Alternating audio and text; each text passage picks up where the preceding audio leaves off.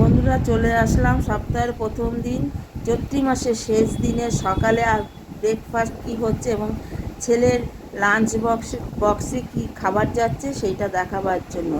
দেখো, যে লুচি ভাজছি, লুচি যদি প্রত্যেকটা না ফোলে তাহলে কি ভালো লাগে? কথাতেই আছে ফুলকো ফুলকো লুচি।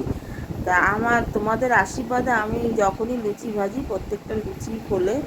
যাই হোক, সবারটাই ফোলে এবং সবাই চেষ্টা করে সবার মতন করে। এবার ছেলের টিফিন বক্স সাজানো হবে। সাজানো বলতে রেডি করা হবে। এই যে যে তরকারিটা, এটা হচ্ছে মোচার তরকারি।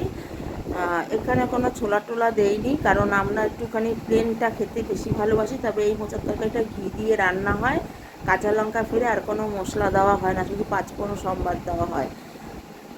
এবারে আরেকটা বক্সে দুটো মিষ্টি, কমলাভোগ আর লেডিকিনি, আমার ছেলে খেতে খুব ভালোবাসে। তা টিফিন লাঞ্চে ওকে একটা করে মিষ্টি দিতে লাগে। এই দিয়ে টিফিন বক্সটা সাজিয়ে দিলাম। আর প্লেটে করে ও এখন যে খেয়ে যাবে সেই খাবারটা বেড়ে দিয়েছি, লুচি, মোচার তরকারি আর একটা লেডিকিনি। তা কেমন হলো আজকে সকালে সপ্তাহের প্রথম দিন ব্রেকফাস্টটা, চৈত্রি মাসের শেষ দিন?